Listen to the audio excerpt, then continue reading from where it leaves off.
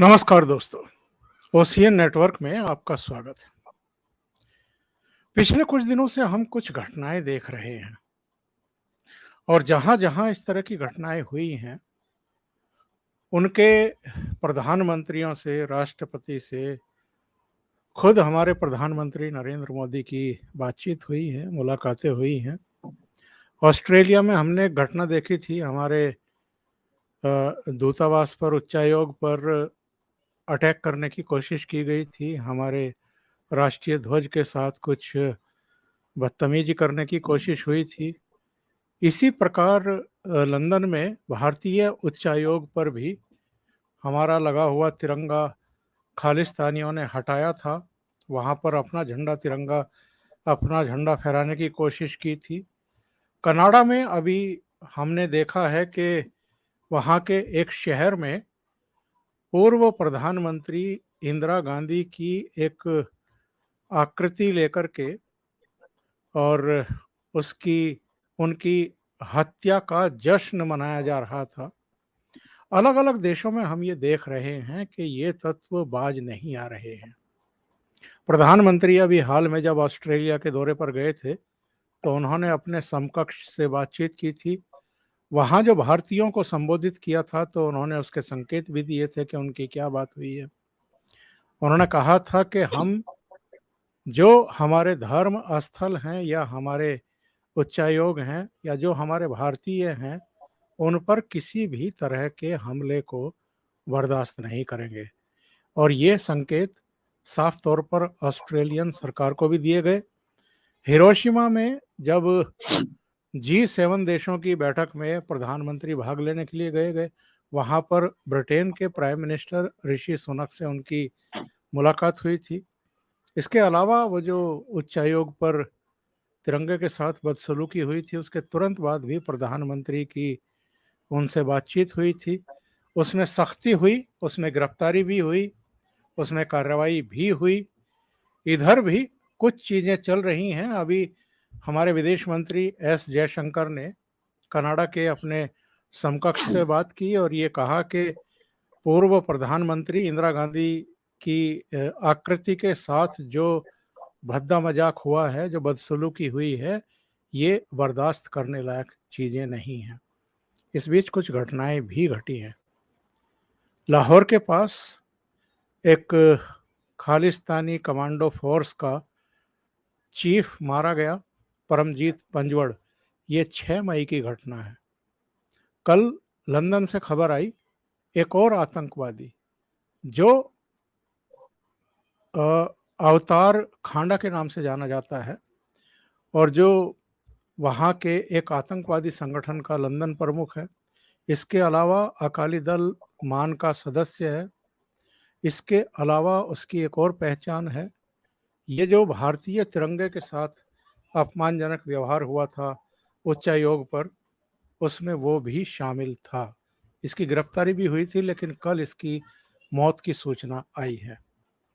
आज हम इस बहुत महत्वपूर्ण मुद्दे पर चर्चा करने जा रहे हैं कि ये जो भारत के भीतर और भारत के बाहर हमारे देश के विरोधी तत्व हैं, इनसे निपटने के लिए हमारी एजेंसियां एक्चुअल में क्या कर रही हैं, हमारी सरकारें क्या कर रही हैं, ये कितनी बड़ी चुनौती हैं हमारे लिए और इनसे कैसे निपटा जाएगा। और मेरे साथ जुड़ रहे हैं आपके बहुत ही चिर परिचित चेहरे, जाने माने रक्षा विशेषज्ञ मेजर जनरल आर्य रिटायर्ड SP सिन्हा साहब। सिन्हा साहब, बहुत स्वागत है। नमस्कार। जय जय हिंद और भारत माता की जय। भारत माता की जय। सिन्हा साहब, वैसे तो हम शिनाख्त भी करते हैं कि भारत की विरोधी ताकतें, तत्व कौन कौन से हैं और ये अलग अलग सेक्टर के हैं। मैं केवल खालिस्तानियों की बात नहीं कर रहा हूँ या ISI के पाले हुए जो भाड़े के टट्टू हैं, जो आतंकवादी जमात हैं, जो उनके सरगना हैं, जो भारत के खिलाफ एक जंग छेड़े हुए हैं, जो पाकिस्तानी सेना को भी सूट करता है, क्योंकि आमने सामने की लड़ाई तो वो भूल चुकी है और इतनी कायर सेना है कि आमने सामने युद्ध लड़ भी नहीं सकती है। जब जब युद्ध लड़ी है भारत के खिलाफ, तब तक उसको हार का मुंह देखना पड़ा है। तो अब प्रॉक्सी वार के तौर पर वो आतंकवादियों को भेज करके भारत के खिलाफ एक तरह का छाया युद्ध लड़ रहे हैं।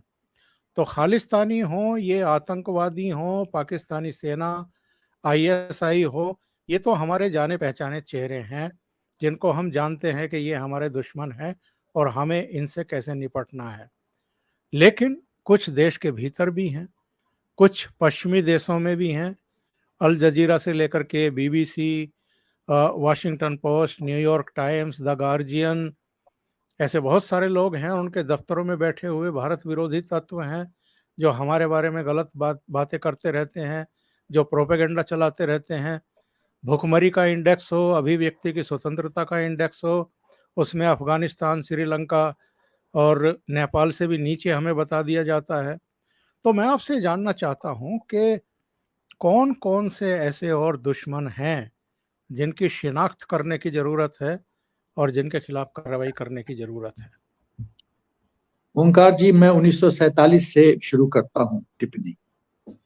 देखिए, जी सर। इंडियन आर्मी में हम लोग को सिखाया जाता है कि यदि ऑपरेशनल प्लानिंग बहुत इफेक्टिव बनाना है, कारगर बनाना है, तो थ्रेट एनालिसिस, थ्रेट परसेप्शन बहुत साफ होना चाहिए तुम्हारे मन में। जैसे हिंदुस्तान के परिप्रेक्ष्य में 2.5 front war scenario, China front, Pakistan front और हिंदुस्तान के अंदर का फ्रंट, हाफ फ्रंट। तो जब एक बार थ्रेट क्लियर हो जाता है तो आपकी विजन साफ है कि हमको उस थ्रेट को काउंटर कैसे करना है। 1947 से ब्रिटिशर्स जब गए तो ब्रिटिशर्स यहाँ एक बहुत षड्यंत्र करके गए कि हिंदुस्तान, उन्होंने ऐसा स्ट्रक्चर बनाया कि हिंदुस्तान का कैसे बल्कनाइजेशन हो, ये उनकी सोच थी। और वो जानते थे ये सनातनी देश इतना सक्षम है और इतना टैलेंट है कि ये देश कभी भी बाउंस बैक कर सकता है और वापस विश्व गुरु बन सकता है। तो इसको कमजोर करो, ये बहुत बड़ा खतरा है और इसीलिए इसको कमजोर करो। तो सवाल पैदा होता है कि क्या क्या खतरा है देश में। और दूसरे बिंदु पे, दूसरी फेज में मैं बोलूंगा कि इनसाइड कौन लोग इस तरह का षड्यंत्र कर रहे हैं हिंदुस्तान के खिलाफ और बाहर के लोग कौन कौन हैं, और फिर उसका काउंटर बताऊंगा कि सोल्यूशन क्या है। जो हिंदुस्तान में जो मैं समस्या देख रहा हूं, थ्रेट परसेप्शन जो हमारी आर्मी की सिखलाई है, वो इस तरह से है। पहला, वोट बैंक पॉलिटिक्स। दूसरा, तुष्टीकरण की राजनीति। तीसरा, सेकुलरिज्म का ये जो चोला है, जो बकवास है, सेकुलरिज्म है नहीं इस देश में। सेकुलरिज्म का मतलब होता है appeasement to none, welfare of all, सबका भला, तुष्टीकरण किसी का नहीं। लेकिन इस देश में ऐसा होता नहीं है। हिंदू मुस्लिम डिवाइड, जिस तरह से कन्वर्शन हो रहा है, जिस तरह से इस देश में कई तरह के जिहाद हो रहे हैं, चाहे लव जिहाद हो, चाहे लैंड जिहाद हो, चाहे एजुकेशन जिहाद हो, जितने भी तरह के जिहाद हैं, हमारे इंस्टीट्यूशन, जो सम्मानीय इंस्टीट्यूशन हैं, चाहे इलेक्शन कमीशन हो, चाहे और भी संस्था हो, उसका अपमान, जुडिशरी का रोल, कहीं ना कहीं लगता है कभी कभी जुडिशरी के जजमेंट से क्या राष्ट्रहित में फैसला लिया जा रहा है। इसके बियॉन्ड मैं जुडिशरी पर टिप्पणी नहीं करूंगा, शोभा नहीं देता। उसके बाद पॉलिटिकल पार्टीज के वो लोग जो अपने को शक्तिशाली बहुत समझते हैं और देश के दुश्मन के दोस्त हैं वो, और हिंदुस्तान के खिलाफ जो षड्यंत्र हिंदुस्तान के बाहर किया जा रहा है, ये है थ्रेट परसेप्शन। अब हम आते हैं ओंकार जी कि इनसाइड हिंदुस्तान के अंदर कौन कौन है एक्टर्स जो इस खेल में इन्वॉल्व है और विदेश में कौन कौन लोग हैं। पहले हिंदुस्तान के अंदर बात, कोई भी व्यक्ति या समूह जो हिंदुस्तान को कमजोर करता है, हिंदुस्तान भारत माता का अहित करता है, मेरे दृष्टिकोण में वो दुश्मन है। मैं बहुत साफ हूं, वो दुश्मन है, वो हिंदू भारत माता का अहित कर रहा है।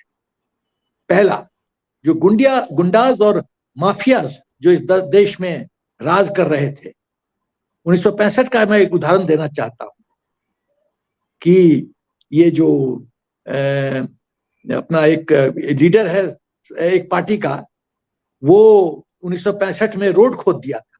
हमारी मिलिट्री कन्वॉय 10 से 12 घंटे के लिए रुक गई थी। आजम खान, मैं नाम बताना चाहता हूं। और क्या हुआ उसका? ये तो राजद्रोह है। ये तो इससे ज्यादा सबूत क्या चाहिए? उसका क्या हुआ? कुछ नहीं हुआ। बाद में वो मिनिस्टर भी बना, एकदम पावरफुल व्यक्ति था वो, तो लॉ ऑफ जस्टिस उसके साथ हो गया। दिलीप कुमार, जिसका एक्चुअल नाम है यूसुफ खान, क्या वो पाकिस्तान को ट्रांसमिट नहीं कर रहा था? क्या उसके घर में ट्रांसमीटर नहीं था? और जब सर्च टीम पहुंची तो दिल्ली से हुक्म गया कि नहीं नहीं, इसको छोड़ दो, आगे मत बढ़ो। मतलब इस देश में राजद्रोह होता है और उसको छोड़ दिया जाता है। उसके बाद जो कुछ पॉलिटिकल पार्टी के लीडर्स हैं, वो देश के दुश्मन के साथ मिली भगत करके षड्यंत्र करते हैं। एक छोटा सा उदाहरण है, राहुल गांधी चाइना में 2008 में एमओयू साइन करता है। ओंकार जी, आप इतने परिपक्व अनुभवी पत्रकार हैं, आप मुझे कोई एक देश, दूसरा देश का उदाहरण दीजिए जहां की पॉलिटिकल पार्टी उस देश के दुश्मन के साथ एमओयू साइन की और उसका टेक्स्ट, कंटेंट आज तक पब्लिक डोमेन में नहीं है और सरकार के पास भी नहीं है। उसके बाद कुछ लोग जहां तुष्टीकरण की राजनीति करते हैं सिर्फ और सिर्फ सत्ता के लिए, मुझे कुर्सी मिल जाए, मेरा पूरा 5 जो पुश्त है उसको कुछ नौकरी न करना पड़े, और बस। एक और बिंदु, जब पॉलिटिक्स एक ऐसा अट्रैक्टिव बिजनेस बन जाता है जहां इन्वेस्टमेंट कुछ नहीं है और मालोमाल लोग हो जाते हैं। मैं कई लोगों का नाम ले सकता हूं जिनको मार पीने का पैसा नहीं था, आज उनका एसेट देखिए। तो क्यों नहीं सरकार इनका एसेट्स का डिस्क्लोजर मांगती है, और क्यों नहीं उनसे पूछा जाता है कि आपके परिवार, आपने कौन सा धंधा किया कि आप जीरो थे अकाउंट्स में और अभी करोड़ों में डील कर रहे हो, एसेट आफ्टर एसेट। ये कैसे आया? ताकि गरीबों का भी तो भला हो, वो भी रास्ते पे चले। उसके बाद कुछ लोग जो लीगल प्रोटेक्शन प्रोवाइड करते हैं क्रिमिनल्स को, मतलब अपने कानूनी ज्ञान का फायदा उठा के जो इस तरह से प्रोटेक्शन देते हैं, तो उनके तो मजे मजे हैं। वो जानते हैं ये लोग इतना काबिल है कि चलते चलते हमको बेल दिलवा देगा। उसके बाद जो रेवड़ी कल्चर है इस देश में, लोग इलेक्शन के पहले मुंगेरी लाल के हसीन सपने दिखाते हैं, उसके बाद क्या होता है वो पूरा सभी लोग जानते हैं। सवाल ये पैदा होता है कि हिंदुस्तान के लोग इतने भोले भाले हैं, उनको लगता है इलेक्टोरेट, उनको समझ में नहीं आता है कि ये रेवड़ी कल्चर होगा और इलेक्शन जब जीतने के बाद कुछ नहीं मिलेगा। कई राज्य इसका उदाहरण है। उसके बाद जिस तरह से राष्ट्र की संपत्ति को बर्बाद किया जाता है, अब ये जो अग्निवीर जो आया है प्रोजेक्ट, अग्निवीर में क्या ये सच नहीं है कि बिहार में कितने 100 करोड़ का ट्रेन का की क्षति हुई है? ये किसका प्रॉपर्टी है? ये नेशनल एसेट है ओंकार जी, ये राष्ट्रीय एसेट है। उसको कैसे डिस्ट्रॉय किया जाता है? और जब भी कुछ होता है तो Indian rail system first casualty होता है। कोई ट्रैक पे बैठ जाता है, कोई शीशे को तोड़ देता है, वंदे भारत ट्रेन के ऊपर पत्थर चलाया जाता है, ट्रेन को जला दिया जाता है। ये ट्रेन इन लोग के बाप की प्रॉपर्टी नहीं है। जलाना है तो अपना घर जलाओ ना, विद्रोह में अपना घर जलाओ, प्रोटेस्ट इस तरह से दर्ज करो। तो सवाल है, ये सब इनसाइड जो हिंदुस्तान में ये सब हरकतें हो रही है, जिनका मैं बहुत ही सूक्ष्म रूप से मैंने व्याख्या किया कि ये लोग कौन है। अब आते हैं ओंकार जी हिंदुस्तान के बाहर, वो कौन लोग हैं जो राजद्रोह कर रहे हैं, भारत माता का अहित कर रहे हैं। पहला पाकिस्तान आईएसआई, दूसरा चीन, तीसरा ये खालिस्तानी जो राजद्रोही हैं। मुझे समझ में नहीं आता है कि जो गुरु गोविंद सिंह जी ने जो अपनी पूरी सोच दर्शाई है, उनके 4 बेटे शहीद हो गए थे भारत माता को बचाने के लिए, हिंदू धर्म बचाने के लिए। वो उनके साथ कोई व्यक्ति कैसे हो सकता है? मुझे आज तक समझ में नहीं आया। क्या आपके कोई गुरु बोले हैं राजद्रोह करने के लिए? तो जो गुरु ग्रंथ साहब का सम्मान नहीं करता है, जो अपने गुरुओं का सम्मान नहीं करता है, उनके सिखाए हुए रास्ते पे नहीं चलता ओंकार जी, मेरे अनुसार वो सिख है ही नहीं, वो तनखैया है, राजद्रोही है, वो सिख है ही नहीं। यदि सिख नहीं है तो उसको टैकल करने की जरूरत है। उसके बाद जो पाकिस्तान के आईएसआई के द्वारा हिंदुस्तान के अंदर कुछ धर्म के आधार पे राजद्रोह करते हैं और आईएसआई उसमें पैसा इस्तेमाल करता है और रिलीजन कार्ड खेलता है।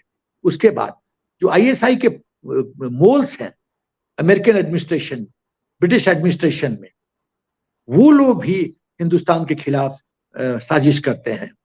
उसके बाद वो लोग इंडियन जो विदेश में तो रहते हैं लेकिन एजेंट्स हैं पाकिस्तान के और चीन के और कई इंटेलिजेंस एजेंसीज के, डिप्लोमेसी को ध्यान में रखते हुए मैं मेंशन नहीं करना चाहूंगा, हो सकता है रिश्तों पे खराब असर पड़े, आप मेरा इशारा समझ रहे होंगे। कई इंटेलिजेंस एजेंसीज के वो इन्फ्लुएंस में रहते हैं। क्या ये सच नहीं है कि इंदिरा कैबिनेट में कुछ मिनिस्टर, बहुत इंपॉर्टेंट मिनिस्टर सीआईए के एजेंट थे, जो कैबिनेट डिसीजन होता था विद इन मिनट्स सीआईए के पास पहुंच जाता था। मैं नाम नहीं लेना चाहता, लेकिन ये सच है। तो जब इंटेलिजेंस एजेंसीज आपके कैबिनेट में, सीसीएस में, कैबिनेट कमेटी ऑन सिक्योरिटी में पेनिट्रेट की हुई है, तो आपका देश कैसे सुरक्षित हो सकता है?